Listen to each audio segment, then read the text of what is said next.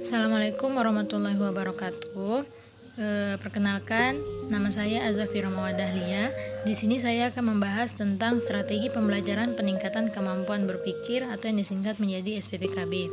Nah, apa sih SPPKB itu? SPPKB merupakan strategi pembelajaran yang menekankan kepada kemampuan berpikir siswa. Dalam pembelajaran ini, materi pembelajaran tidak disajikan begitu saja kepada siswa, akan tetapi siswa dibimbing untuk proses menemukan sendiri konsep yang harus dikuasai melalui proses dialogsis atau komunikatif yang terus-menerus dengan memanfaatkan pengalaman-pengalaman siswa. Nah, model SPPKB ini adalah model pembelajaran yang bertumpu kepada pengembangan kemampuan berpikir siswa melalui telahan fakta-fakta atau pengalaman-pengalaman anak sebagai bahan untuk memecahkan masalah yang diajarkan. Ada 3 metode pembelajaran dalam SPPKB tersebut. Yang pertama, metode tanya jawab yang merupakan cara penyajian pembelajaran dalam bentuk pertanyaan yang harus dijawab terutama dari guru kepada siswa, bisa pula sebaliknya untuk memberikan waktu untuk siswa bertanya kepada gurunya tentang materi pembelajaran. Yang kedua, metode diskusi. Di sini siswa dituntut untuk dapat menemukan pemecahan masalah dari masalah yang dihadapi dengan cara berdiskusi. Yang ketiga, metode eksperimen.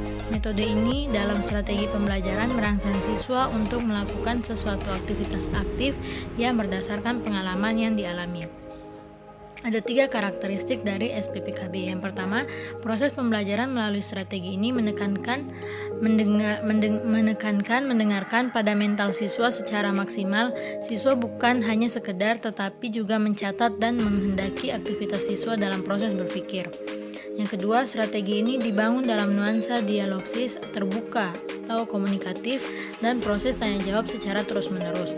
Tujuannya adalah untuk memperbaiki dan meningkatkan kemampuan berpikir siswa untuk memperoleh pengetahuan yang mereka bangun sendiri. Yang ketiga, strategi ini merupakan model pembelajaran yang menyadarkan kepada 2 sisi yang sama, yaitu proses dan hasil belajar. Nah, ada 6 tahapan SPPKB. Yang pertama tahap orientasi.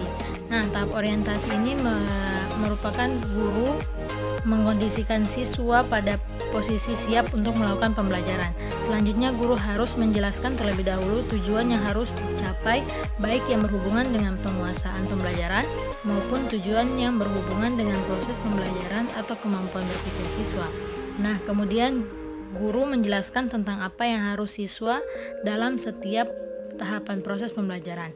Yang kedua, tahapan pelacakan. Nah, tahapan pelacakan merupakan tahapan penjajakan untuk memahami pengalaman dan kemampuan dasar siswa sesuai dengan tema atau pokok persoalan yang akan dibicarakan.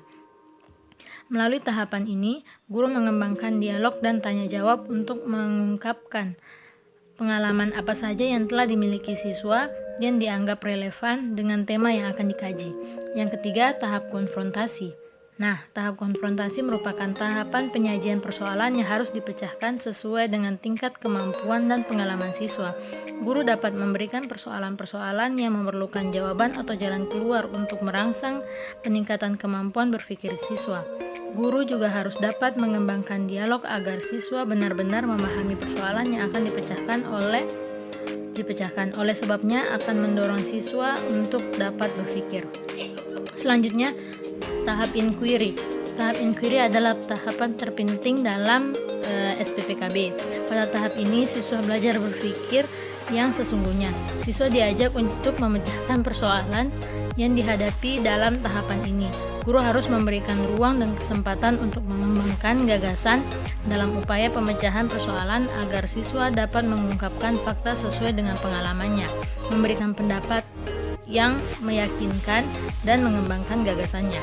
Selanjutnya, tahap akomodasi. Tahap akomodasi adalah tahap pembentukan pengetahuan baru melalui proses penyimpulan.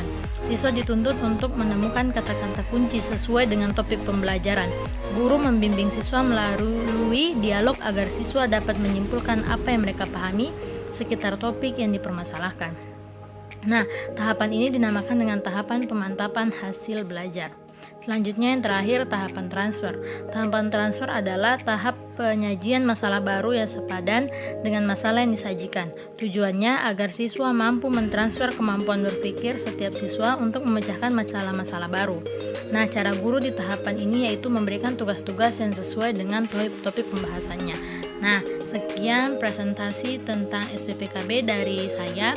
Mohon maaf apabila ada kesalahan. Wassalamualaikum warahmatullahi wabarakatuh.